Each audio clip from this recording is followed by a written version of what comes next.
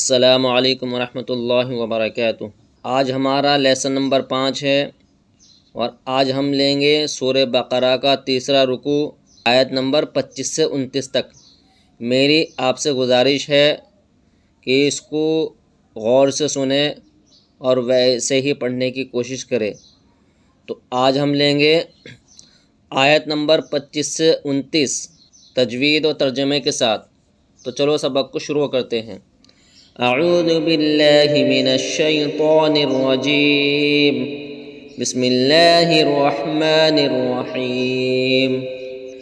ان اللہ لا يستحیی ان یضرب مثلا ما بعوضة فما فوقها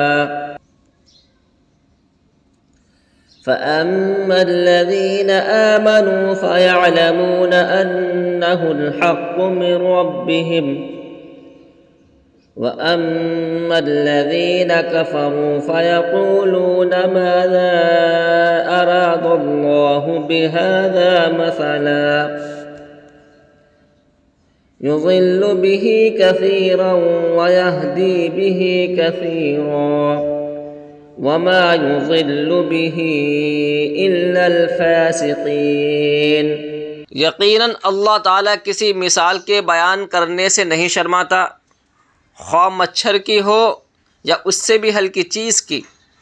ایمان والے تو اسے اپنے رب کی جانب سے صحیح سمجھتے ہیں، اور کفار کہتے ہیں کہ اس مثال سے اللہ نے کیا مراد لی ہے۔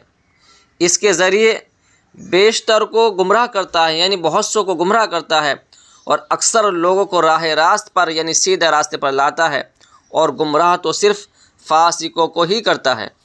الذين ينقضون عهد الله من بعد ميثاقه ويقطعون ما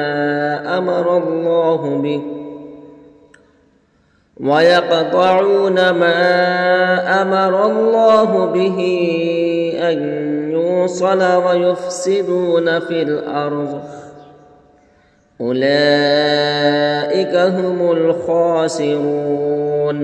جو لوگ اللہ تعالیٰ کے مضبوط عہد کو توڑ دیتے ہیں اور اللہ تعالیٰ نے جن چیزوں کے جوڑنے کا حکم دیا ہے انہیں کاٹتے اور زمین میں فساد پھیلاتے ہیں، یہی لوگ نقصان اٹھانے والے ہیں۔ كيف تكفرون بالله وكنتم أمواتا فأحياكم ثم يميتكم ثم يحييكم ثم إليه ترجعون۔ تم اللہ کے ساتھ کیسے کفر کرتے ہو حالانکہ تم مردہ تھے؟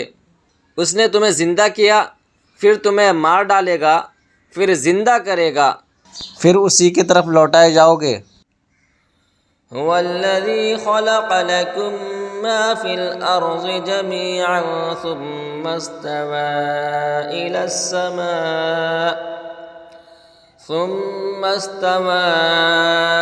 السماء فسواهن 7 سماوات وهو بكل شيء عليم۔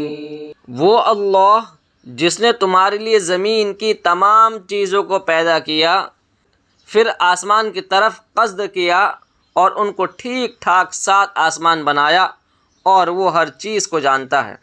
تو آج کا سبق ہمارا مکمل ہوا۔ مجھے امید ہے کہ یہ سبق پڑھانا آپ کو پسند آیا ہوگا۔ تو آپ سے گزارش ہے کہ اس سبق کو سمجھنے کے لیے اور یاد کرنے کے لیے بار بار سنیں، اور اس کو اپنی پہچان والوں میں اور دوستوں میں شیئر کریں۔ السلام علیکم ورحمۃ اللہ وبرکاتہ۔